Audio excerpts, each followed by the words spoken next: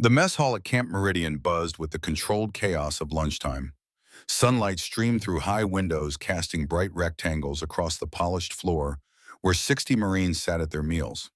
The clatter of trays and murmur of conversations filled the air with a familiar military rhythm. At the coffee station stood an elderly man. He moved with the deliberate precision that comes not from frailty, but from decades of disciplined motion. 87 years had weathered his face into a map of experience, deep lines around eyes that missed nothing. He wore a simple brown leather jacket over civilian clothes, out of place among the digital camouflage uniforms surrounding him. His hands showed a slight tremor as he reached for the coffee pot, but stabilized with practiced control as he poured the steaming liquid into a standard-issue mug. A scar faded to silver with age, traced across his right hand. The sleeve of his jacket pulled back just enough to reveal an unusual metal bracelet on his wrist. Ancient, tarnished bearing markings few would recognize. Captain Michael Valdez noticed the old man immediately. Something about civilians in his domain had always triggered his territorial instinct.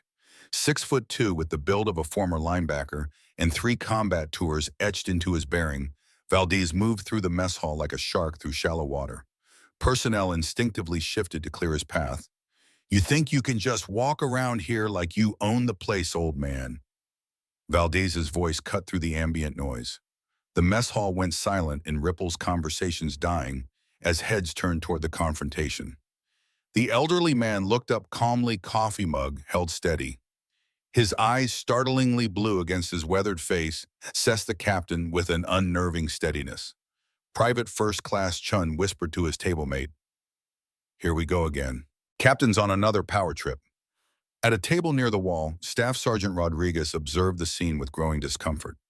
23 years in the Corps had taught him to recognize trouble brewing, and something about the captain's aggressive posture toward the elderly visitor set alarm bells ringing in his experienced mind. The old man remained perfectly still, his posture straight, but relaxed hands now clasped behind his back in a position that suggested military training from another era. His voice, when it came, carried a quiet authority that seemed to fill the now silent mess hall. "No, Captain, I was simply getting coffee before my next appointment." Valdez stepped closer, his boots echoing against the polished floor. "I ask you a question, civilian. When an officer addresses you, you respond with proper respect. Do I need to remind you where you are?" The old man nodded slightly. "I understand, Captain. My name is Walter Morgan. I'm here visiting an old friend."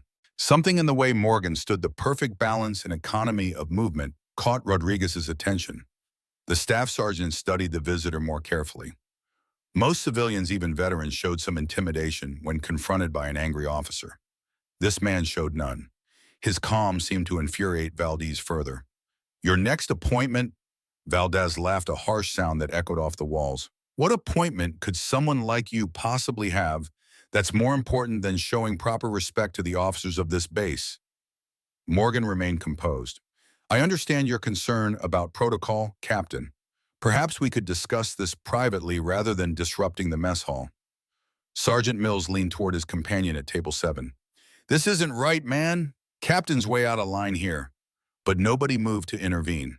Valdez had a reputation for explosive anger and career-ending grudges against those who crossed him. Rodriguez noticed something else about the old visitor. Despite his age, his eyes constantly scanned the room, assessing exits, personnel, potential threats. An old habit Rodriguez recognized from men who had seen serious combat. As the visitor shifted his weight, the sleeve of his jacket pulled back further, revealing more of the unusual bracelet. Rodriguez caught a glimpse of what looked like military identification markings from a bygone era. A memory flashed through Rodriguez's mind. A black and white photograph in the Marine Corps Museum. A legendary commander from the Korean War. Task Force Smith. The bracelet looked similar to those issued to certain special operations units during that conflict. But that would make this man. The confrontation escalated as Valdez moved closer, invading Morgan's personal space in a way that made several onlookers shift uncomfortably in their seats.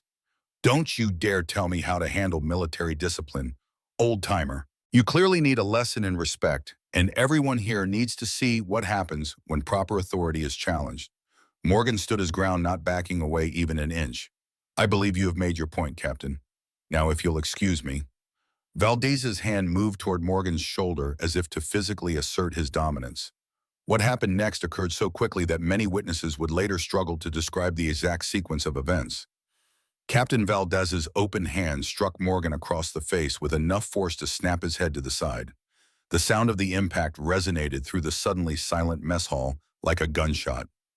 Morgan absorbed the blow without stepping backward, his hand rising slowly to touch the reddening mark on his cheek.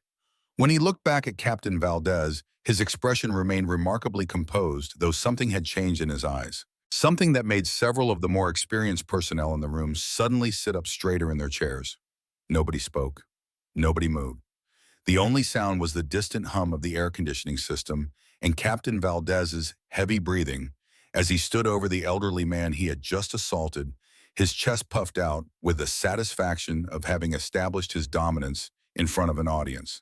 Morgan straightened his jacket with deliberate precision, his movements controlled and purposeful.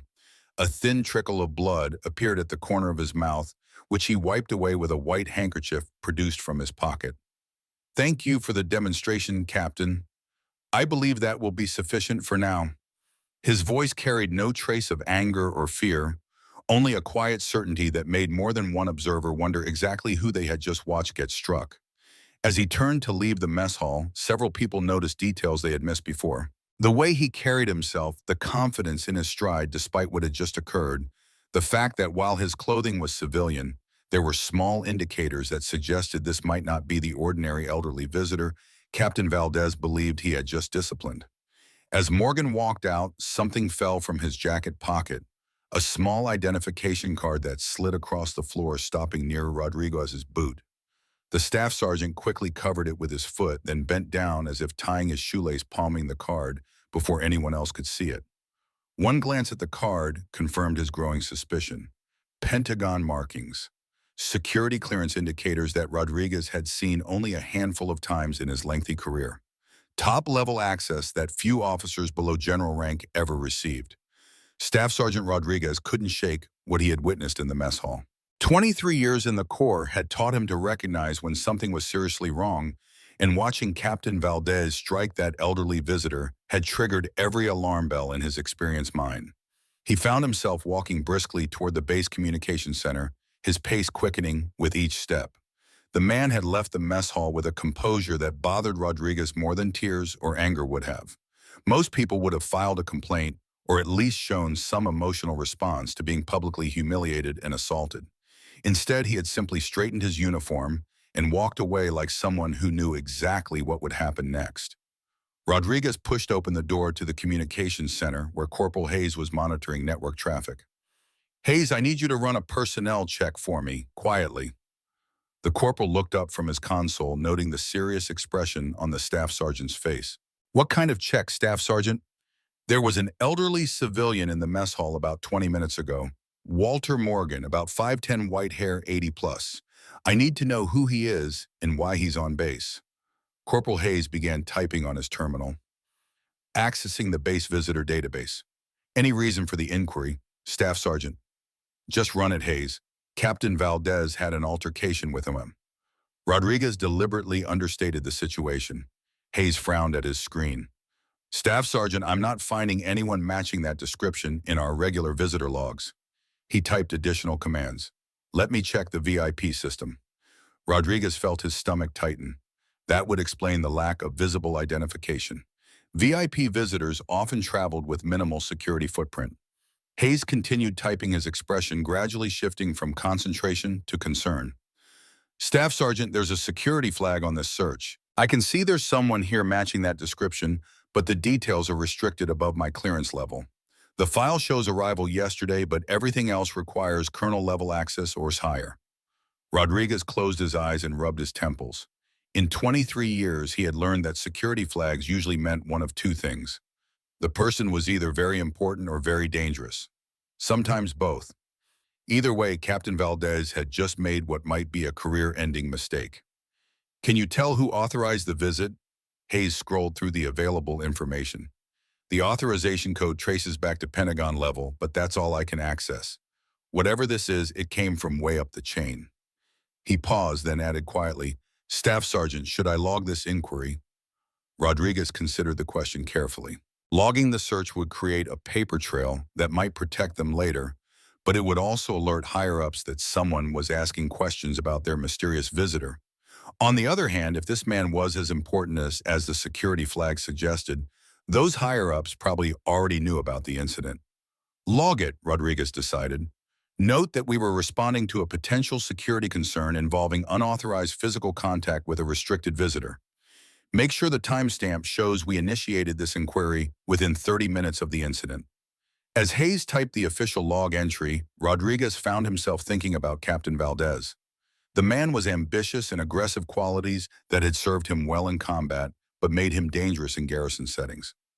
Valdez had a tendency to assert his authority without considering consequences, and this time, he might have asserted it against the wrong person. The communications center door opened, and Lieutenant Morrison entered, looking unusually tense. "Staff Sergeant Rodriguez, I need to speak with you immediately." The lieutenant's formal tone suggested this wasn't a casual conversation. Rodriguez followed Morrison to a corner of the room where they could speak without Hayes overhearing. "What's going on, Lieutenant?" Morrison kept his voice low.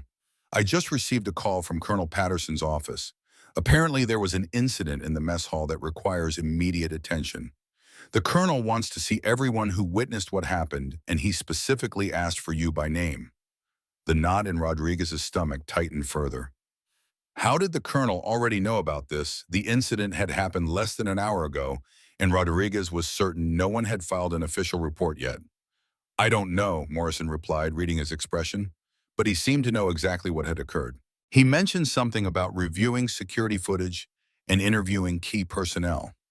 Rodriguez looked back at Corporal Hayes, who was still working at his terminal, then at Lieutenant Morrison's worried face. "Lieutenant, something big is happening. I think Captain Valdez just made the biggest mistake of his military career." And now it looked like the consequences were already cascading down from levels far above their small base. Colonel Patterson stared at the classified file on his computer screen, his face growing paler with each line he read. The photograph matched perfectly with the elderly man his security cameras had captured being struck by Captain Valdez in the mess hall. The rank designation next to the name made his hands tremble slightly as he reached for his secure phone. Lieutenant General Walter Morgan, United States Army, retired. Father of General James Morgan, current chairman of the Joint Chiefs of Staff. The file continued with a service record that read like a legend. Distinguished Service Cross Silver Star, Purple Heart with 2 oak leaf clusters and combat tours spanning from Korea to classified Cold War operations. He was currently listed as a special advisor to the Pentagon on leadership culture assessments. Patterson's aide, Captain Williams, knocked on the doorframe. "Sir, Staff Sergeant Rodriguez is here as requested. Should I send him in?" "Give me 2 minutes," Patterson replied, still staring at the screen. He was trying to process how one of his company commanders had just physically assaulted a retired 3-star general. Not just any retired general, but the father of the most powerful military officer in the United States.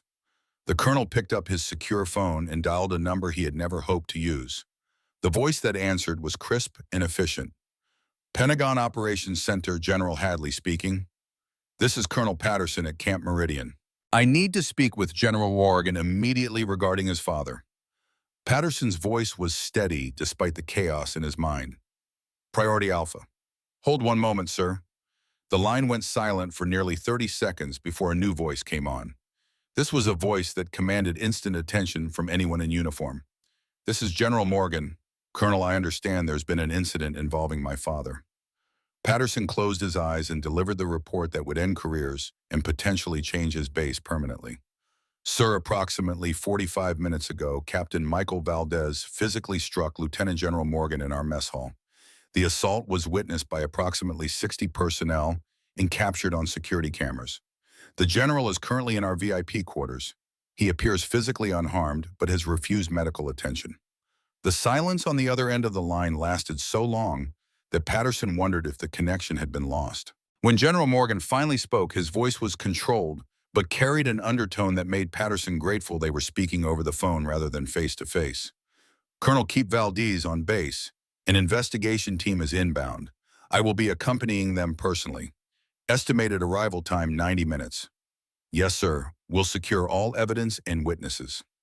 "See that you do, Colonel." And Patterson, "Sir." My father was conducting an official Pentagon assessment of command climate at your installation. This incident will now form part of his report. I suggest you prepare accordingly." The line went dead before Patterson could respond. He sat motionless, absorbing the implications. Walter Morgan hadn't been a random visitor. He'd been there officially conducting an assessment that would influence careers and possibly the future of Camp Meridian itself.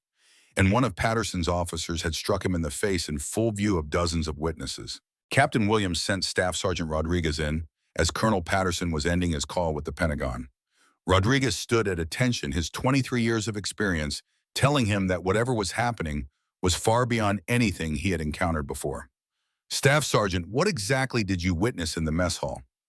Patterson's question was direct, but his tone suggested he already knew the answer and was simply confirming details for an official record. Rodriguez recounted the incident precisely from Captain Valdez's initial confrontation to the moment he struck the elderly man. As he spoke, he watched Colonel Patterson's expression grow increasingly grim. When Rodriguez finished his account, Patterson nodded slowly. "Staff Sergeant, I need you to understand that what you witnessed was an assault on Lieutenant General Walter Morgan, retired. Not just any general, but the father of General James Morgan, chairman of the Joint Chiefs of Staff." Rodriguez felt his knees nearly buckle at this revelation. "Sir, I knew something was wrong when I saw his reaction to being hit. He took it like someone who knew exactly what was going to happen next." Patterson stood and walked to his window, looking out across the base that would likely be under federal investigation within hours. "Staff Sergeant, I'm placing you in charge of securing all personnel who witnessed the incident. No one leaves the base until they've been interviewed by the investigators who are already en route." As Rodriguez left the colonel's office, Patterson returned to his computer screen where new messages were already appearing. The first was from General Morgan's office, informing him that a team of 3 generals would be arriving within 90 minutes to conduct an immediate investigation. The second message was from Pentagon Security, instructing him to preserve all evidence and prepare for a complete base assessment. Captain Valdez, meanwhile, remained completely unaware of the storm approaching. He was in his quarters writing up his version of the incident for what he assumed would be a routine disciplinary action against an insubordinate civilian. In his report, he described his actions as necessary to maintain good order and discipline, confident that his superior officers would support his decision to physically correct a visitor who had shown insufficient respect. The base communications center was now buzzing with encrypted traffic as Pentagon officials coordinated the response to what was already being classified as a major incident. Corporal Hayes watched the message traffic with growing alarm, understanding that the security flags he had discovered earlier were connected to something much larger than a simple personnel dispute. Colonel Patterson received a final call from his immediate superior at Marine Corps headquarters. The conversation was brief and to the point. "Preserve all evidence, cooperate fully with the investigating team, and prepare for the possibility that Camp Meridian would be temporarily placed under direct Pentagon oversight while the investigation proceeded."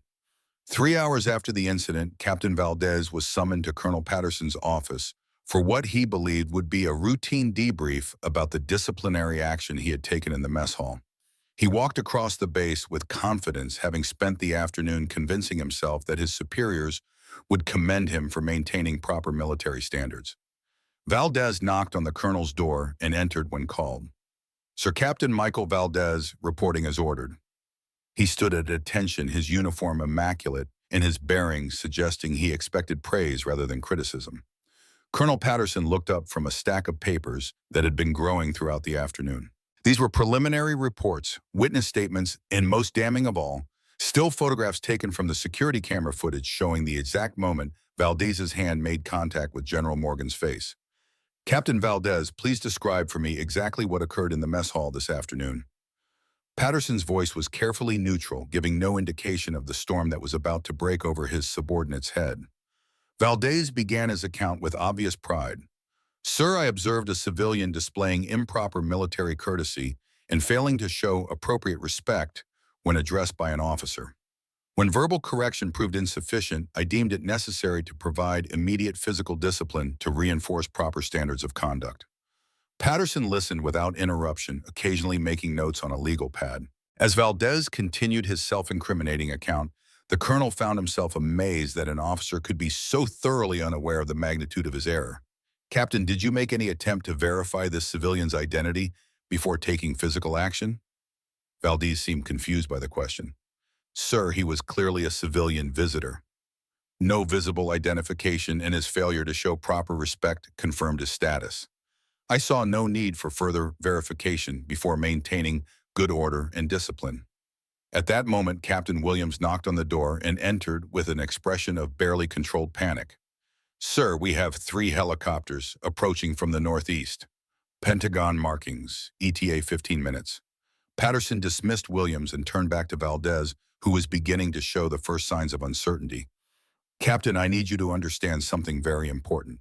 Patterson's voice had dropped to almost a whisper. "The man you struck in the mess hall was not an ordinary civilian visitor. He was Lieutenant General Walter Morgan, United States Army retired, father of General James Morgan, chairman of the Joint Chiefs of Staff." The color drained from Valdez's face so quickly that Patterson thought he might collapse. The captain's mouth opened and closed several times without producing any sound, his mind struggling to process the implications of what he had just learned. "Sir, that's impossible. He had no rank insignia. He didn't identify himself. How was I supposed to know?" Patterson stood and walked to his window where the approaching helicopters were now visible in the distance. "Captain, ignorance is not a defense for assaulting a general officer. The fact that you failed to verify his identity before taking physical action only compounds the severity of your offense." The first helicopter touched down on the base landing pad with military precision. 3 men in dress uniforms emerged their bearing, and the deference shown by the ground crew making it clear that these were very senior officers. Patterson recognized the lead figure from photographs. Lieutenant General Harrison, the Pentagon's senior investigator for major incidents involving general officers. Behind him came 2 more generals, and then a 4th figure emerged from the second helicopter. Even from this distance, Patterson recognized General James Morgan, chairman of the Joint Chiefs, his face set in granite as he surveyed the base where his father had been assaulted. Valdez had sunk into a chair, his earlier confidence completely evaporated. "Sir, what happens now?" Patterson turned from the window to face his subordinate. "Now, Captain, you will remain in your quarters under house arrest until the investigating team is ready to interview you. You are not to discuss this incident with anyone except the investigating officers and your assigned legal counsel." Patterson's voice softened slightly. "Captain, I want you to understand that this is no longer a matter of military discipline. This is a federal assault case involving a general officer. If you're extremely lucky, you might still have a military career when this is over. But I wouldn't count on it." The third helicopter disgorged a team of military police investigators, their equipment cases suggesting they were prepared for an extensive investigation. Base personnel had gathered at a respectful distance to watch the unprecedented arrival of so much high-ranking attention. Word was spreading quickly through Camp Meridian that something extraordinary had occurred, though most still didn't understand the full scope of the situation. Meanwhile, in the VIP quarters, Walter Morgan sat alone, examining an old silver Zippo lighter, engraved with the words Task Force Smith 1950 in the unit insignia. He ran his thumb over the worn metal, his mind drifting back to another time, another war, when he had been the young officer facing impossible odds at the start of the Korean conflict. He opened a small leather notebook and made several entries about what he had observed at Camp Meridian. The page already contained notes from other installations he had visited during his unofficial assessment tour. A tour his son James had strongly opposed, arguing that at 87 Walter should leave such work to younger officers.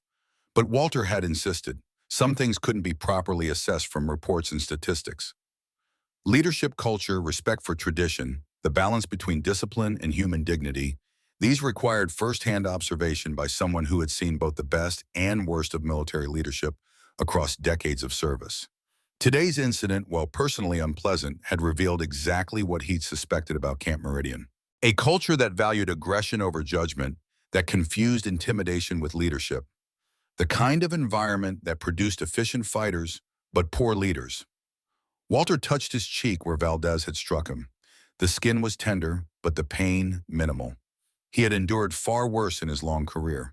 What concerned him more was what the incident revealed about the base's command climate and the senior officers who had allowed someone like Valdez to rise to company command.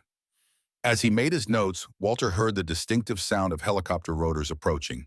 He smiled slightly, knowing exactly what was happening. James would be on those helicopters along with an investigation team. His son had always been protective, sometimes excessively so.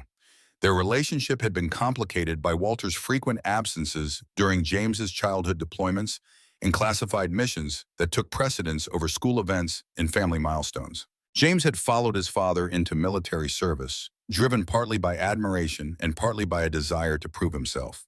He had surpassed even his father's distinguished career, rising to the highest military office in the country. But he had never fully escaped the shadow of Walter's legend, the stories of battlefield heroism that became part of military folklore. Walter closed his notebook and prepared to greet the investigation team. What had started as a simple assessment visit had now escalated into something that would transform Camp Meridian and potentially end several careers. All because a captain failed to look beyond the appearance of an elderly visitor and recognize the possibility that sometimes the most unassuming exterior concealed extraordinary experience. Walter stood and straightened his civilian clothes, the habits of military bearing so deeply ingrained that even decades of retirement couldn't diminish them. He looked in the mirror, seeing not the elderly man that Captain Valdez had dismissed, but the accumulation of 9 decades of life in service. The helicopters had landed.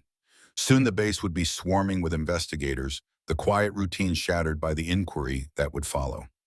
Walter Morgan, Lieutenant General, United States Army, retired, prepared to meet his son and explain exactly why he had allowed himself to become the trigger for what would become a fundamental reassessment of leadership culture throughout the military establishment.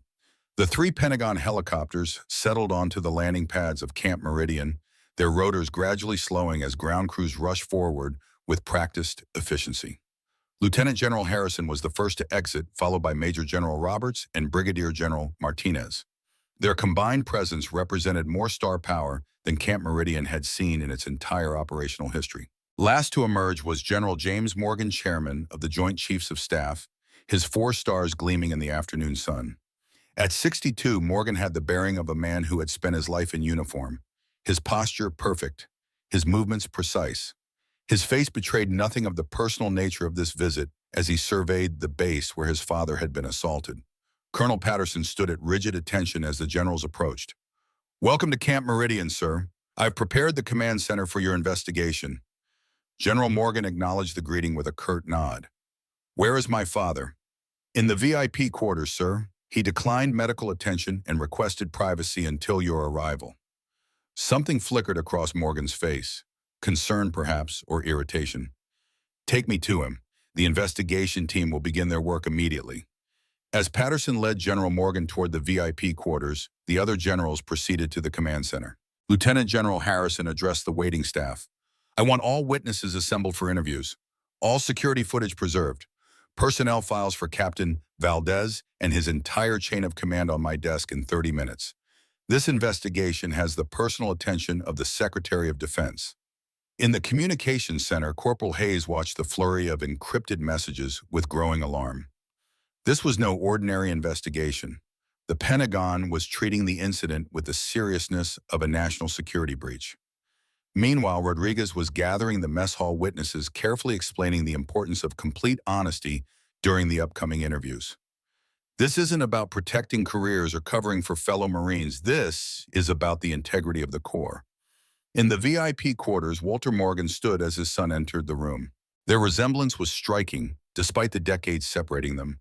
The same piercing blue eyes, the same square jaw, though James's hair remained dark where Walter's had turned silver long ago. "You look well, James." Walter's voice carried the quiet confidence of a man who had faced far worse than a confrontational captain. General James Morgan closed the door behind him, his military bearing softening slightly in private. "What were you thinking, Dad? We had an agreement. You were supposed to be observing, not provoking incidents." Walter gestured toward a chair. "Sit down, James. I didn't provoke anything.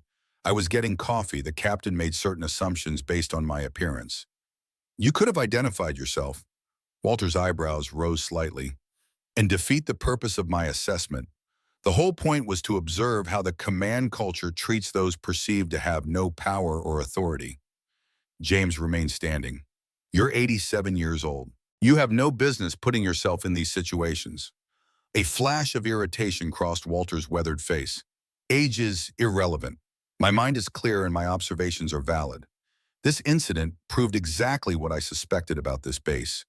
Leadership by intimidation rather than respect. Father and son stared at each other, decades of complex history hanging between them. James had spent his childhood watching his father leave for deployments, missing birthdays, school events, holidays, all sacrificed to duty and country. He had grown up in the shadow of a legend, a man whose exploits were taught in military academies. The team is starting interviews now, James finally said. I'll need your complete statement. Walter nodded toward his notebook. It's all there, including my observations from the other bases I visited. This isn't an isolated problem, James. We're creating officers who confuse aggression with leadership. In the command center, Lieutenant General Harrison was reviewing the security footage of the incident. The crystal-clear images showed the confrontation from multiple angles, leaving no doubt about what had occurred. Captain Valdez's aggressive posture, the invasion of personal space, and finally the open-handed strike to Walter Morgan's face. Colonel Patterson, Harrison's voice carried the weight of absolute authority, explained to me how an officer with this temperament became a company commander. Patterson stood at parade rest, his career effectively over regardless of his answer. Sir Captain Valdez has an exemplary combat record.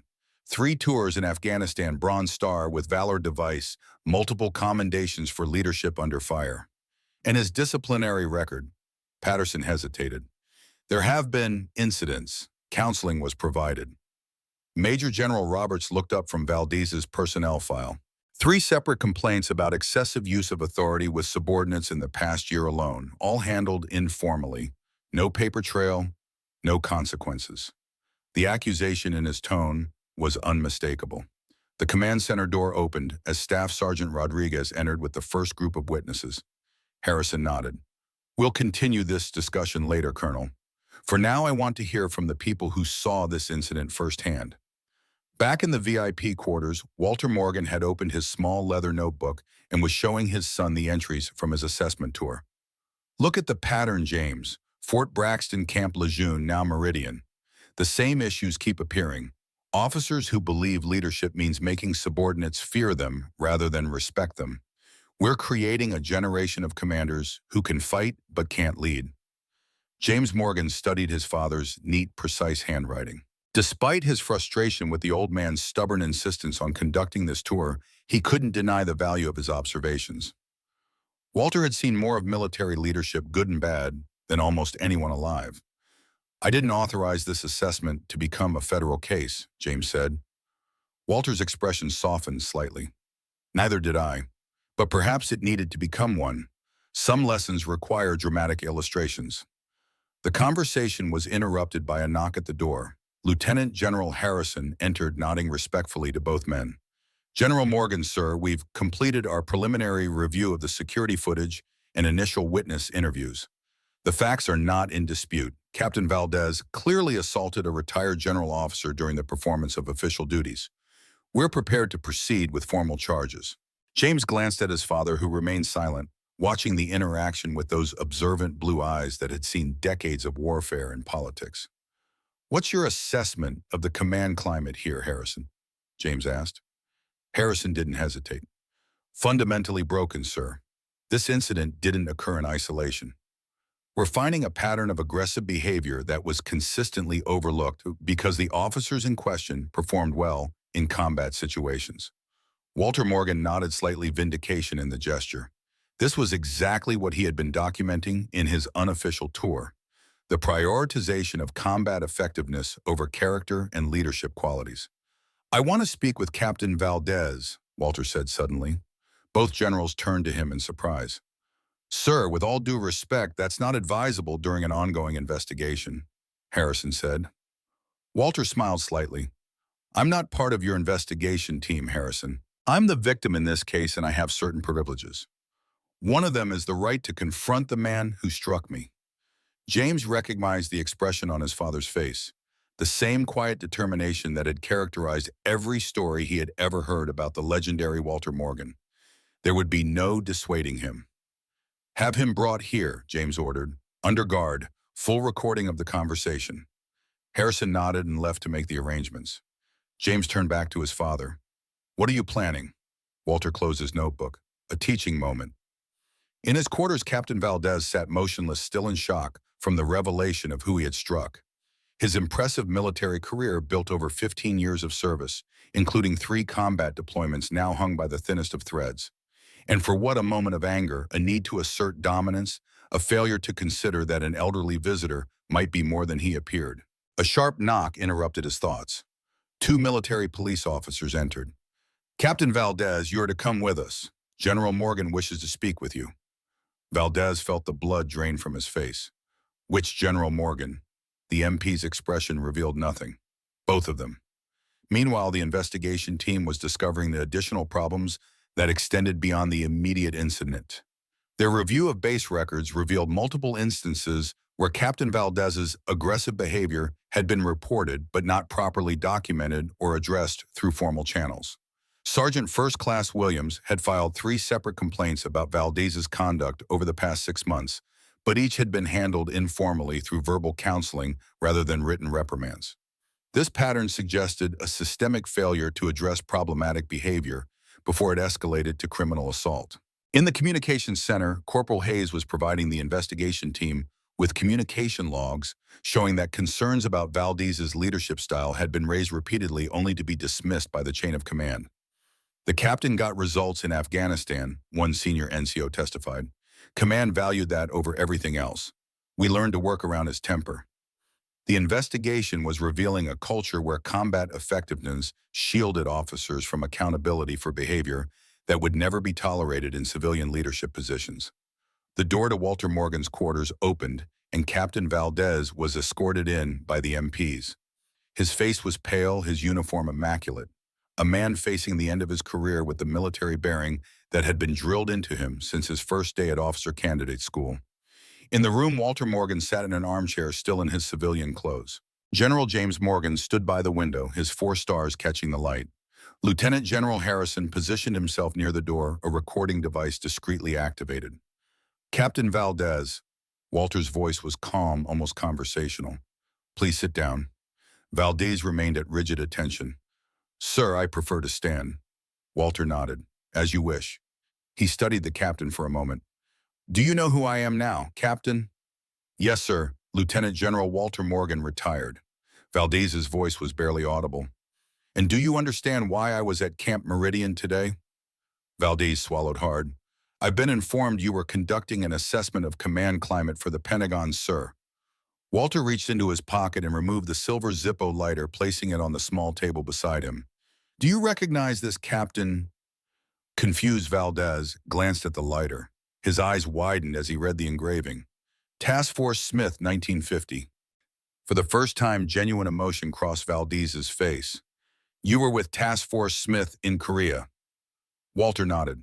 First American ground troops to face the North Korean invasion. 400 of us against thousands. Dropped into a war we weren't prepared for with inadequate weapons and insufficient support. The historical significance wasn't lost on Valdez. Task Force Smith was legendary. The first American unit to engage in the Korean War, facing overwhelming odds in a desperate holding action that bought time, but at terrible cost. I was a young lieutenant then, Walter continued. Not much experience, but convinced I knew everything about leadership. Our commander, Colonel Smith, taught me otherwise. Walter turned the lighter in his hand, memories reflected in his eyes. We were overrun, taking heavy casualties. I was ready to order a final stand to go down fighting. Colonel Smith countermanded me, ordered a strategic withdrawal to save what remained of our force. I thought he was a coward. The room was silent, 3 generations of military officers bound by the timeless lessons of command. I was wrong, Walter said softly. It takes more courage to make the unpopular decision that saves lives than the glorious one that wastes them. Smith knew that leadership isn't about making others fear you. It's about earning their trust. Valdez stood motionless, the full weight of his era crushing down on him. He hadn't just struck an elderly visitor. He'd struck a living legend, a man whose experiences were taught in the very officer training courses Valdez had attended. I've read your combat record, Captain, Walter continued. Impressive. You've shown courage under fire repeatedly. But courage in combat is only one aspect of military leadership. How you treat those under your command and those you perceive as having no power, that reveals your true character. Valdez finally spoke. Sir, I had no way of knowing who you were. Walter's gaze sharpened. That's precisely the point, Captain. You shouldn't need to know someone's rank or status to treat them with basic dignity. General James Morgan, who had remained silent until now, stepped forward. Captain Valdez, you're facing serious charges. Assault on a federal officer, conduct unbecoming an officer, potential court-martial and federal prosecution. Valdez straightened his already perfect posture. I understand, sir. I accept full responsibility for my actions. Walter studied him for a long moment. Do you, Captain, or are you simply saying what you believe we want to hear? The question hung in the air, forcing Valdez to confront his own motivations. Was he truly remorseful or simply calculating the best approach to minimize consequences? Before Valdez could answer, Lieutenant General Harrison received a message on his secure phone. Sir, he addressed James Morgan. The Secretary of Defense is requesting an immediate update. The investigation team has completed their preliminary findings. James nodded. We'll continue this conversation later, Captain. Return to your quarters. As Valdez was escorted out, Walter Morgan watched him go, his experienced eyes seeing beyond the surface to the potential underneath the flawed exterior. That young man could still be salvaged, he said quietly after the door closed. James raised an eyebrow. You're suggesting leniency after what he did. Walter shook his head. Not leniency, redemption. There's a difference. In the command center, the investigation team had assembled their preliminary findings into a comprehensive report. The picture it painted was damning, not just for Captain Valdez, but for the entire command structure of Camp Meridian. The assault on General Morgan was not an isolated incident, Harrison explained to the assembled senior staff. It was the predictable result of a culture that prioritized combat effectiveness over character development. Captain Valdez's aggressive behavior was well known, but tolerated because of his performance in Afghanistan. Colonel Patterson, his career effectively nodded in reluctant agreement. We valued the wrong metrics, he admitted. Results over methods. Brigadier General Martinez, reviewing the witness statements, added, multiple personnel report feeling unable to raise concerns through official channels due to fear of retaliation. That's a fundamental breakdown in trust. Outside the command center, word was spreading throughout the base. Personnel gathered in small groups discussing the unprecedented situation in hushed tones. The arrival of 3 generals and the chairman of the Joint Chiefs had made it clear that something extraordinary had occurred, though the exact details remained confused in the rumor mill. Back in the VIP quarters, James Morgan was updating his father on the investigation's progress. The command climate issues you identified go deeper than we thought. It's not just Valdez, it's systemic. Walter nodded unsurprised. Of course it is. Valdez is a symptom, not the disease. He became what the system rewarded. Colonel Patterson will be relieved of command, effective immediately. The Secretary of Defense has already approved the order. James paced the small room, the weight of his office evident in his bearing. We're considering temporary federal oversight of the base while we implement structural reforms. Walter watched his son with quiet pride. Despite their differences, James had become exactly the kind of leader the military needed, one who understood that true strength came from integrity, not intimidation. What about Valdez? Walter asked. James stopped pacing. Court-martial, probably federal charges as well. His career is over. Walter was silent for a moment, considering. Then he reached for his notebook and wrote something before tearing out the page and handing it to his son. Consider an alternative. James read the note, his eyebrows rising. You can't be serious. Dead serious. Walter's voice carried the authority that had commanded men in 3 conflicts. Sometimes the best punishment, the opportunity to redeem yourself under the harshest scrutiny. Let him live with what he's done and transform because of it. In the base communications center, the encrypted traffic continued to flow as Pentagon officials coordinated the response to the incident. This was no longer just about disciplining a captain who had struck a general. It had become a catalyst for examining deep-seated issues in military leadership culture. Staff Sergeant Rodriguez found himself recounting the incident for the 3rd time now to Major General Roberts. And you recognize General Morgan from a museum photograph? Roberts asked. Rodriguez nodded. Something about the way he carried himself, sir. Even after being struck, he maintained perfect bearing. You don't see that in civilians. You showed good judgment, Staff Sergeant. Your immediate actions helped ensure this situation was properly addressed. Rodriguez hesitated, then spoke the question many on base were thinking. Sir, what happens to Camp Meridian now? Roberts considered the question. Transformation, Staff Sergeant. Painful but necessary transformation. Night had fallen over Camp Meridian. The investigation team continued their work under bright lights in the command center, processing witness statements, reviewing personnel files, and developing recommendations that would extend far beyond this single installation. In his quarters, Captain Valdez sat alone with the full weight of his actions pressing down on him. The man he had struck wasn't just any retired officer, but Walter Morgan. The Walter Morgan, whose exploits were legendary, whose leadership principles were taught at West Point and Annapolis. The man who had held the line at the Pusan perimeter when all seemed lost. The officer who had written half the tactical manuals Valdez had studied as a lieutenant. And Valdez had struck him because he looked like a harmless old man. The realization of what he had done, of what it revealed about his character, cut deeper than any punishment the military justice system could impose. Valdez had always prided himself on being a warrior, on his combat record, on the respect his men showed him in the field. But now he was forced to confront an uncomfortable truth. That respect had been based on fear, not admiration. His men had followed him because they feared the consequences of disobedience, not because they believed in his leadership. In the VIP quarters, Walter Morgan prepared for sleep, his body feeling the weight of his 87 years. The day's events had taken more out of him than he cared to admit to his son. But he remained convinced of the importance of his mission. The military had always cycled between periods of combat readiness and moral leadership. The pendulum had swung too far in one direction, creating officers who could fight but couldn't inspire. Walter thought back to his own early days in uniform, to the lessons he had learned from commanders who understood that true leadership came from character, not rank. Those were the lessons he hoped to revitalize through his assessment tour, lessons that seemed in danger of being forgotten in an era of endless warfare. As he lay down, Walter reflected on the strange irony of the day's events. He had come to Camp Meridian to observe its command climate, to gather data for his report. Instead, he had become the catalyst for the very changes he had hoped to recommend. Sometimes the most effective assessment was the one that became a live demonstration. In the officers' quarters, Colonel Patterson packed his personal belongings. His relief would arrive tomorrow, and with it the end of a 24-year military career.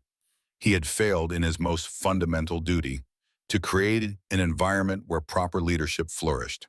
He had valued combat effectiveness over character, tactical proficiency over moral courage.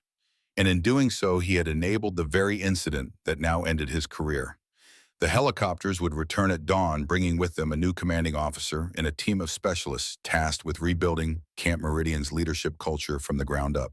The base that had prided itself on producing aggressive combat-ready Marines would now become a test case for a new approach to military leadership, one that balanced fighting spirit with moral courage, tactical skill with ethical judgment. As the base finally quieted for the night, 3 generations of military leadership reflected on the day's events from their separate locations. Walter Morgan, the living legend whose presence had triggered a crisis. James Morgan, the current military leader, forced to address systemic issues exposed by his father's assessment. And Michael Valdez, the combat-hardened captain, whose moment of arrogance had become the catalyst for institutional change. Each man faced a different future because of what had transpired in a mess hall over a cup of coffee, and each would play a role in the transformation that would follow, a transformation that would extend far beyond Camp Meridian to affect military leadership culture throughout the armed forces. The lessons of Task Force Smith learned in the desperate early days of the Korean War, almost 75 years earlier, were about to find new relevance in a military that had perhaps forgotten that leadership is measured not by the fear you inspire, but by the respect you earn. The first light of dawn broke over Camp Meridian, casting long shadows across the parade ground. 3 stars glinted on the shoulder boards of Colonel Angela Martinez as she descended from the helicopter that had brought her from Pentagon headquarters. At 52, Martinez carried herself with the quiet confidence of someone who had earned every promotion through merit rather than connections. Her reputation for fair but uncompromising leadership had made her the natural choice to take command of a base in crisis. Colonel Patterson stood waiting, his uniform immaculate, despite what must have been a sleepless night. The formal change of command would not take place until later that morning, but both officers understood the gravity of the moment. This wasn't a routine rotation, but an emergency replacement following catastrophic leadership failure. "Welcome to Camp Meridian, Colonel," Patterson said, extending his hand. Martinez shook it firmly. "Thank you, Colonel. I've reviewed the preliminary reports. I'd appreciate your insights before the formal handover." As they walked toward the command center, Camp Meridian was already stirring to life. Personnel moved with unusual caution, aware that their base had become the focus of unprecedented high-level attention. The presence of three generals and the chairman of the Joint Chiefs himself had transformed ordinary routines into something fraught with uncertainty. In the VIP quarters, Walter Morgan was already awake and dressed. Despite his 87 years, he maintained the habit of early rising that had served him through decades of military service. He sat at the small desk reviewing notes in his leather-bound journal, occasionally adding observations in a neat, precise hand that belied his age. A soft knock at the door preceded the entrance of his son, General James Morgan. The chairman of the Joint Chiefs had exchanged last night's formal uniform for battle dress, that's signaling that today would be about work rather than ceremony. "You slept well?" James asked the question, carrying more concern than its simple words suggested. Walter nodded. "Well enough. The investigation team has been thorough." "Extremely. Lieutenant General Harrison's preliminary report is already on the Secretary's desk. This incident will have repercussions far beyond Camp Meridian." Walter closed his journal. "As it should.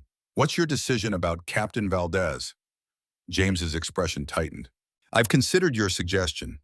It's unorthodox but potentially valuable as both correction and example." "The best lessons often are unorthodox," Walter replied. "Sometimes mercy teaches more than punishment." "It's not mercy, Dad. What you've proposed might be harder on him than a court-martial." Walter smiled slightly. "Precisely. Redemption always costs more than punishment. The question is whether he has the character to pay that price."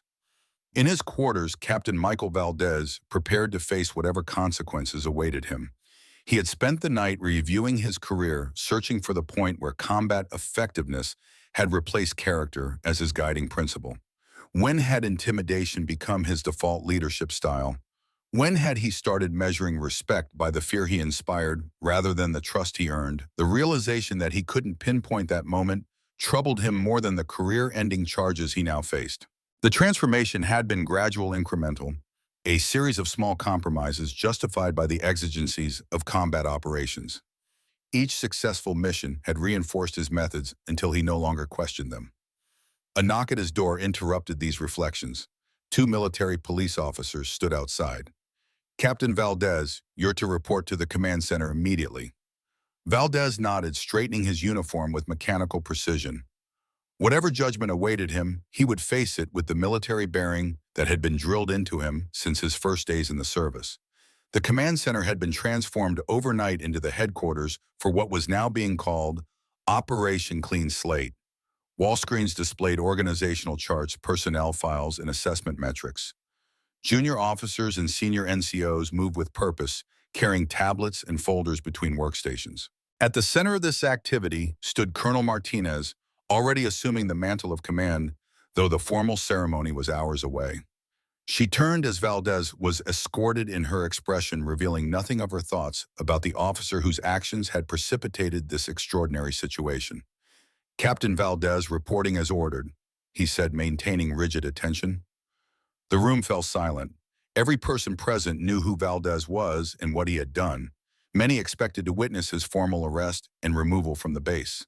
"At ease, Captain," Martinez said. "Follow me." She led him through a side door into what had been Colonel Patterson's office until yesterday. Now it served as a conference room where Lieutenant General Harrison sat with Brigadier General Martinez and Major General Roberts.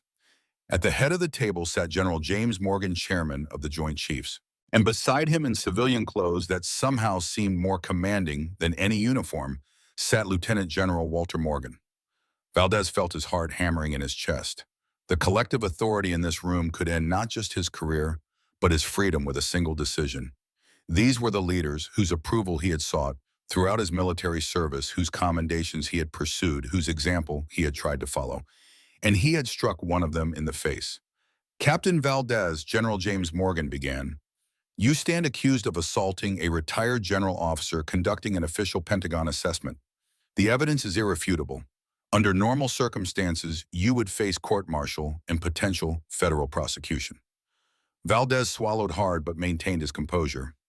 Yes, sir, I understand, sir. However, Morgan continued, these are not normal circumstances.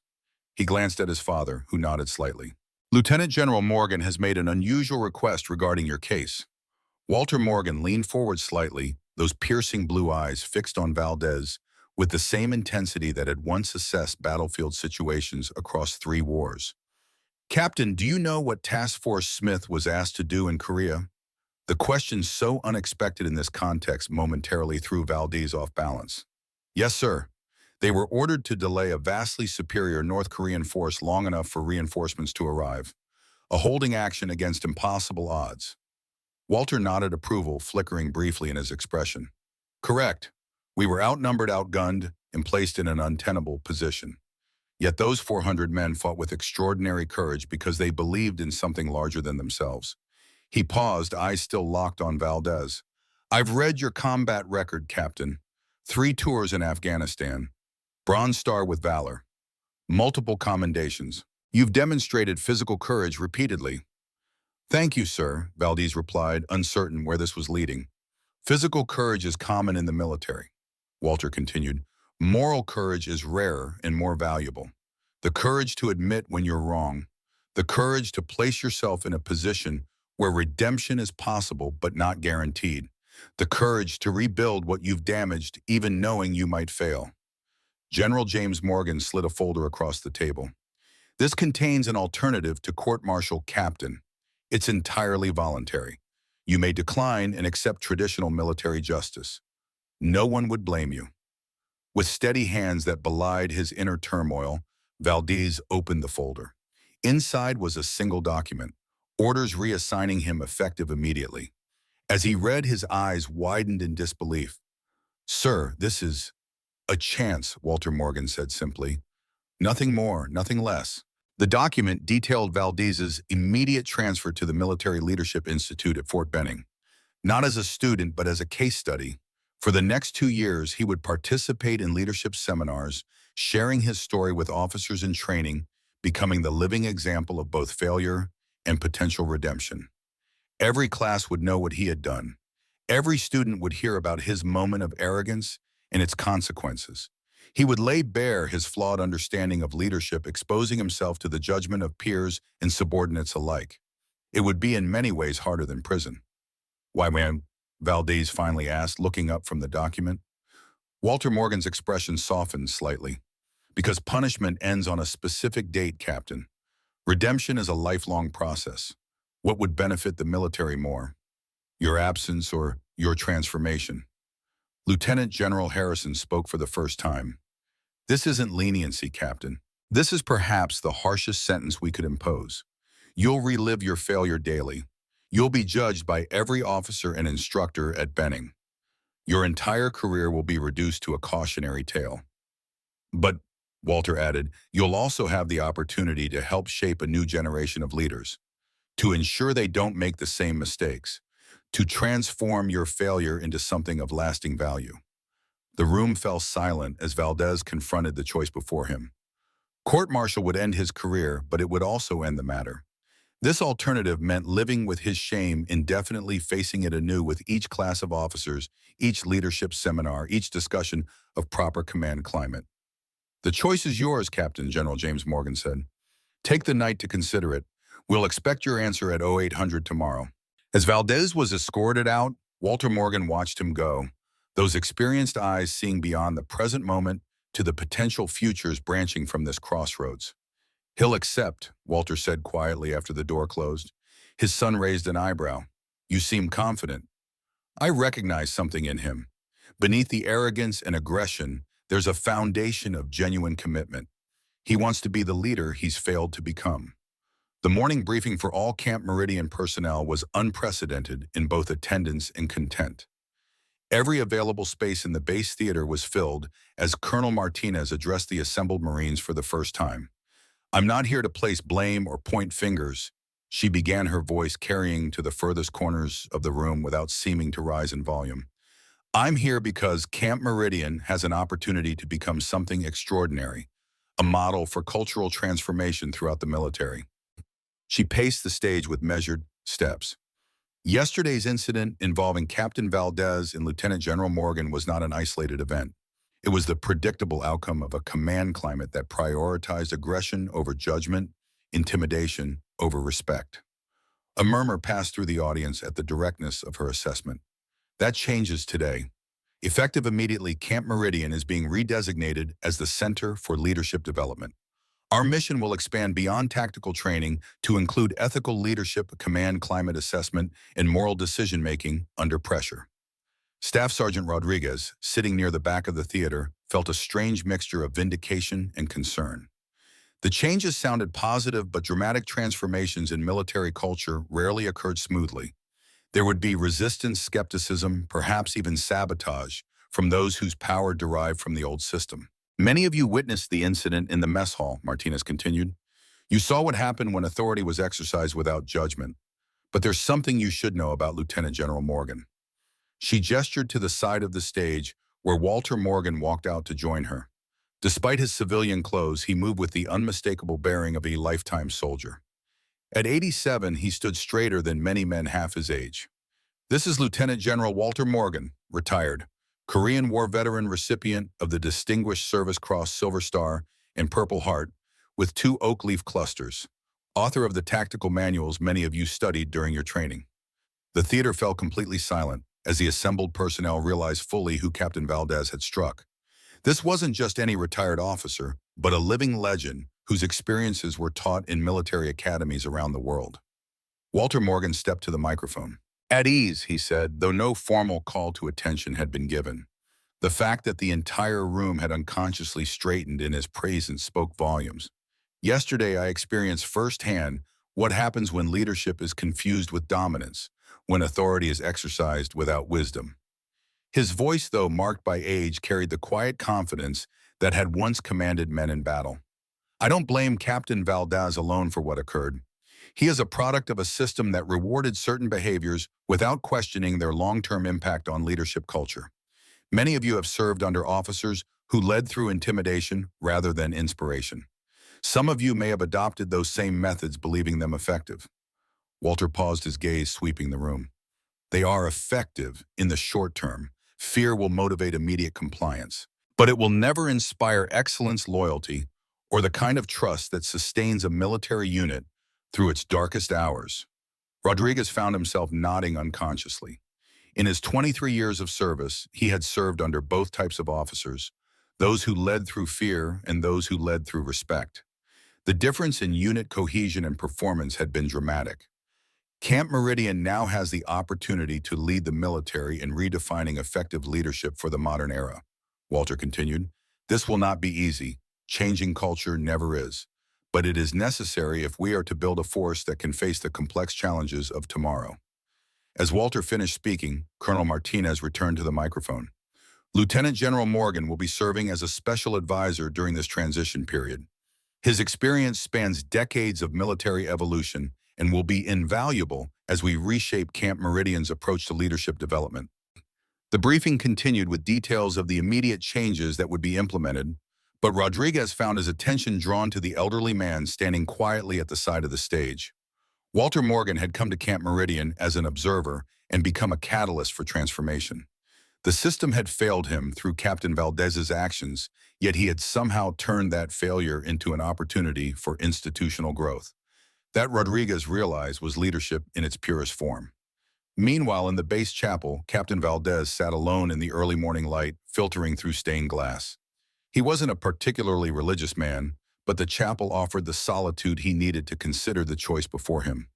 The folder lay open on the pew beside him, the reassignment orders a stark reminder of his failure in the unusual opportunity it had created. Fort Benning, the Leadership Institute, 2 years as a living case study in flawed command judgment. Valdez closed his eyes, remembering the moment in the mess hall with perfect clarity. The elderly man at the coffee station. The assumptions Valdez had made based solely on appearance. The need to assert dominance to establish his authority through intimidation. And then the blow, his hand striking the face of a man who had led troops in combat before Valdez was even born. A man whose tactical innovations had saved countless American lives. A man who exemplified the leadership qualities that Valdez had somehow forgotten in his pursuit of combat effectiveness. The realization that had been growing since yesterday crystallized into certainty. His entire approach to leadership had been fundamentally flawed. Effective leadership wasn't measured by the fear you inspired, but by the trust you earned. Not by compliance, but by commitment. Not by subordinates following orders because they must, but because they believe in both the mission and the leader. Valdez opened his eyes, decision made. He would accept the assignment, not because it offered a path to salvaging his career. That might be impossible regardless. But because it offered something more valuable, the chance to transform his failure into something that might benefit the next generation of officers. The formal change of command ceremony took place at noon under a cloudless sky. The assembled troops of Camp Meridian stood in perfect formation as Colonel Patterson relinquished command to Colonel Martinez. The ritual, steeped in military tradition, carried extra weight given the extraordinary circumstances. I accept full responsibility for the command climate that led to yesterday's incident, Patterson said during his brief remarks. Leadership means accountability, not just for your own actions, but for the culture you create. As Patterson's final words echoed across the parade ground, Walter Morgan watched from a seat of honor among the distinguished guests. Beside him sat his son, the 4 stars on his shoulders gleaming in the midday sun. He's showing moral courage, Walter observed quietly, accepting responsibility rather than deflecting blame. James nodded. A good final lesson to leave with his command. The ceremony concluded with Colonel Martinez's first official address to her new command.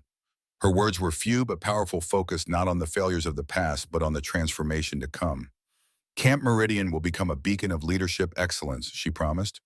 A place where we develop not just skilled warriors, but ethical leaders, where tactical proficiency is matched with moral courage, where the traditions of the past inform the innovations of the future. As the troops were dismissed, Walter Morgan rose slowly from his seat. His work here was largely complete. The assessment he had come to conduct had evolved into something far more significant, a catalyst for systemic change rather than just another report destined for a Pentagon filing cabinet. Will you stay for the implementation phase? James asked as they walked toward the command center. Walter shook his head. My presence would be a distraction now. Martinez needs space to establish her authority without an old warhorse looking over her shoulder. He smiled slightly. Besides, I have other bases to visit. James frowned. After what happened here, you still want to continue your assessment tour? More than ever. Walter's expression grew serious. What happened here wasn't unique to Camp Meridian. The prioritization of combat effectiveness over character development, of tactical skill over ethical judgment, these are military-wide issues that need addressing. Before James could respond, they were approached by Staff Sergeant Rodriguez, who came to attention and saluted crisply. General Morgan, sir. Lieutenant General Morgan, sir. Colonel Martinez asked me to inform you that Captain Valdez has requested a meeting. Walter and James exchanged glances. Location, James asked. The mess hall, sir, at Captain Valdez's specific request. The significance of the location wasn't lost on either man. Valdez was choosing to face his moment of failure in the very place where it had occurred. When they arrived, the mess hall was empty except for Captain Valdez de Bachamergens, who stood at the coffee station where the confrontation had taken place. He came to rigid attention as the generals entered. At ease, Captain, James said. You requested this meeting. Valdez nodded. Yes, sir. I've made my decision regarding the reassignment offer. He took a deep breath. I accept, sir. Not as an alternative to punishment, but as an opportunity to address the flaws in my understanding of leadership. Walter Morgan studied him carefully, looking beyond the surface to the man beneath the uniform. Why here, Captain? Why request this meeting in the mess hall? Because this is where I failed, sir. Not just as an officer, but as a leader and a man. Valdez gestured to the spot where he had confronted Walter. This is where I need to begin again. Walter nodded satisfaction in his expression. Symbolism matters, Captain. So does acknowledging exactly where and how we've failed. He extended his hand. I look forward to hearing about your progress at Benning. Valdez hesitated before accepting the handshake as if uncertain he deserved this gesture of respect from a man he had assaulted. Thank you for the opportunity, sir. I won't waste it. As Valdez departed to prepare for his transfer, Walter turned to his son. He might surprise us all. James raised an eyebrow. You've been surprisingly invested in his redemption because I see something of myself in him, Walter admitted. The arrogance of youth, the certainty that aggression equals strength. I had to unlearn those same lessons, though, thankfully in less public circumstances. The afternoon brought another helicopter to Camp Meridian, this one carrying Assistant United States Attorney Sarah Henderson, representing the Department of Justice. Her arrival signaled that the incident had implications beyond military discipline, potentially involving federal charges against both Valdez and Patterson. In the command center conference room, Henderson reviewed the evidence with clinical precision. The assault on a federal officer during performance of official duties would typically merit prosecution, she concluded. However, given the unique circumstances and Lieutenant General Morgan's recommendation, we're willing to defer to military justice in this case. Walter, who had been invited to the meeting as the victim, nodded his appreciation. The military needs to handle this internally, Ms. Henderson. Not because we're seeking leniency, but because the lessons need to resonate throughout our leadership culture. Henderson studied him with professional curiosity. Most victims in your position would want maximum penalties, General. Walter smiled slightly. I've seen enough penalties in my lifetime to know they rarely teach the lessons we hope they will. Transformation is harder, but more lasting than punishment. As the legal aspects of the incident were resolved, Camp Meridian began the process of transformation. Colonel Martinez wasted no time implementing changes, beginning with a comprehensive review of all leadership positions and reporting procedures. We're establishing an anonymous reporting system for personnel to raise concerns about command behavior without fear of retaliation, she explained during an afternoon briefing. Every report will be reviewed by a committee that includes both officers and enlisted personnel. The inclusion of enlisted representatives in leadership assessment was revolutionary, a tacit acknowledgement that those being led often had the clearest perspective on leadership effectiveness. Staff Sergeant Rodriguez, appointed as the senior enlisted advisor for the new initiative, found himself suddenly at the center of institutional change. Your experience and judgment will be critical to this process, Martinez told him. You recognize the significance of yesterday's incident immediately. That's exactly the kind of perspective we need. As evening approached, Walter Morgan prepared to depart Camp Meridian. His official assessment had been completed, his recommendations incorporated into the transformation plan being implemented by Colonel Martinez. Yet he felt strangely reluctant to leave, sensing that something remained unfinished. A knock at his door preceded the entrance of his son. James Morgan had exchanged his uniform for civilian clothes, a rare occurrence that signaled he was here as a son rather than as chairman of the Joint Chiefs. Transport's ready whenever you are, James said, unless you've decided to stay longer. Walter shook his head. My work here is done, though I admit to some curiosity about how these changes will unfold. James sat across from his father, studying the man who had been both his inspiration and his burden throughout life. Growing up as Walter Morgan's son had meant living with both his frequent absences and his outsized reputation. It had driven James to excel, to prove himself worthy of the Morgan name while establishing his own identity. I've been thinking about what you said earlier, James began, about seeing yourself in Valdez, the arrogance of youth. Walter nodded. We all start somewhere, James. Few of us are born with wisdom. I remember when I was a lieutenant fresh out of West Point, so certain I knew everything about leadership because I'd studied it in textbooks. Textbooks you wrote in some cases. Walter smiled at the memory. You were determined to prove yourself on your own merits, to step out from under my shadow. I resented that shadow for a long time, James admitted. The constant comparisons, the whispers about nepotism whenever I was promoted. It took years to understand that your legacy was a gift, not a burden.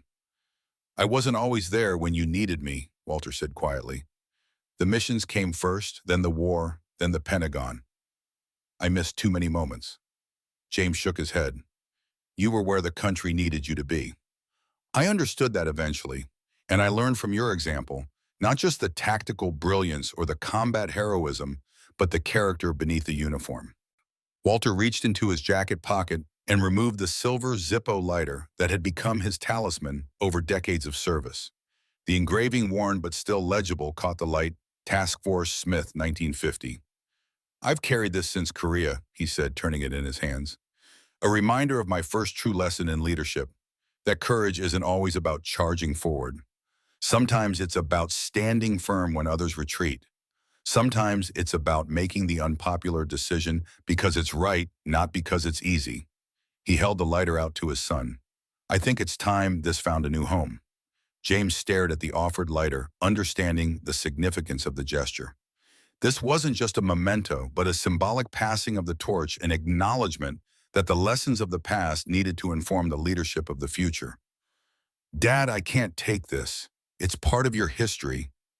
Walter pressed it into his son's hand. "History only matters if it shapes the future, James. Take it, not as my son, but as the leader who will guide our military into its next chapter." Reluctantly, James accepted the lighter, closing his fingers around the worn metal that had witnessed so much history. "Thank you. I'll honor what it represents." "I know you will." Walter stood gathering his minimal belongings. "Now let's see about that transport. I have other bases to visit, and you have a military to run." The next morning dawned clear and crisp over Camp Meridian. Personnel awoke to a base transformed not just by new leadership, but by a fundamental shift in purpose. What had been primarily a training facility was now being redesignated as the Center for Leadership Development, a place where the next generation of officers would learn that effective command came from character rather than intimidation. Captain Valdez departed before sunrise, transferred to Fort Benning to begin his unusual assignment. His quarters had been left immaculate, everything in perfect order, a small gesture of discipline that suggested the potential for genuine change. Colonel Martinez began her first full day of command with a walking tour of the base, accompanied by Staff Sergeant Rodriguez, who provided insights into the daily realities of life at Camp Meridian that might not appear in official reports. The men respected Captain Valdez's combat record, Rodriguez explained, as they passed the mess hall where the incident had occurred. But they feared his temper. There's a difference between following orders because you have to and following them because you believe in the leader giving them. Martinez nodded. That distinction is at the heart of what we're trying to change here. Fear produces compliance. Respect produces commitment. We need leaders who inspire the latter, not enforce the former. As they continued their tour, Martinez shared her vision for Camp Meridian's transformation. "We're establishing a leadership laboratory, a place where officers can practice ethical decision-making in controlled scenarios before they face those decisions in combat situations." "And when they make mistakes?" Rodriguez asked. Martinez smiled. "Mistakes in training are learning opportunities. We'll create an environment where officers can fail safely, reflect on those failures, and grow from them. That's how we build leaders with both tactical skill and moral courage." The helicopters carrying General James Morgan and Lieutenant General Walter Morgan departed Camp Meridian that morning, leaving behind a base in the midst of profound change. As they lifted off, Walter looked down at the installation spread below them, seeing not just the physical structures, but the potential for institutional transformation. "You know," he said to his son over the helicopter's intercom, "I started this assessment tour believing I was documenting problems for others to fix. I never expected to become part of the solution." James smiled. "You've always been part of the solution, Dad. Your example has shaped more leaders than you realize." The helicopter banked, turning toward Washington, where the lessons of Camp Meridian would soon inform broader changes throughout the military establishment. Walter Morgan settled back in his seat, satisfied that his work, the work of a lifetime dedicated to building leaders of character, would continue long after he was gone. 6 months later, Walter Morgan returned to Camp Meridian. Now designated as the Center for Leadership Development, the base had been transformed in both appearance and purpose. New training facilities focused on ethical decision-making under pressure. Classroom buildings housed seminars on command climate assessment.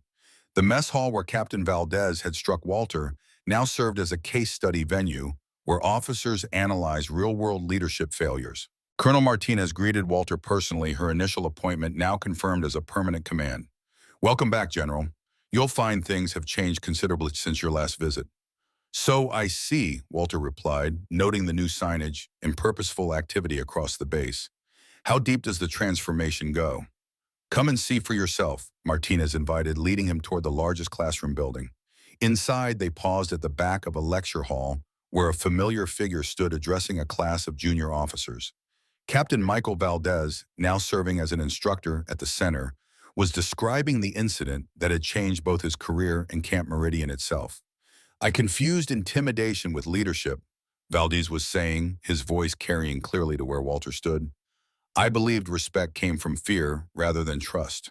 And in that mess hall facing an elderly visitor who I assumed had no power or authority, I revealed the fundamental flaws in my understanding of what it means to lead.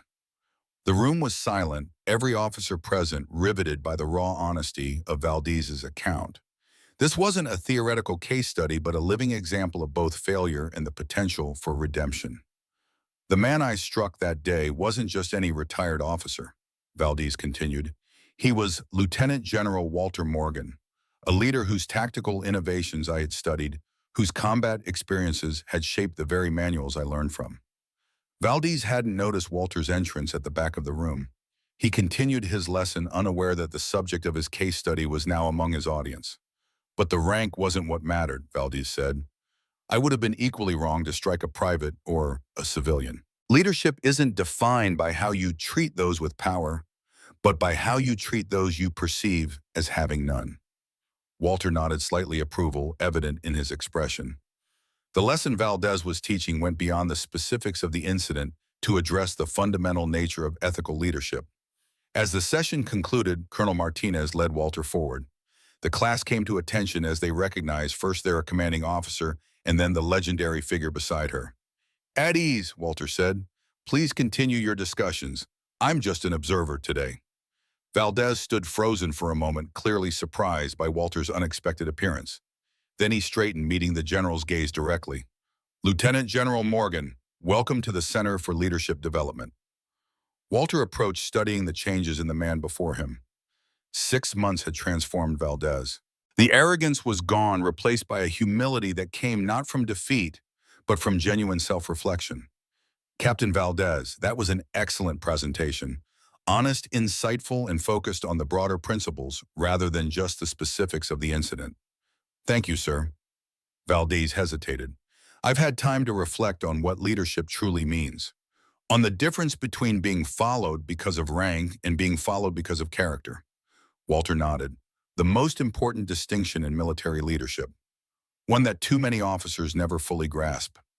As the students filed out, Walter noticed that many of them paused to speak briefly with Valdez, asking questions or offering comments that suggested they viewed him not as a failure, but as a resource, someone whose mistakes offered valuable insights into their own development as leaders. Later, walking the grounds of the transformed Camp Meridian, Walter and Martinez discussed the broader implications of the changes implemented over the past 6 months.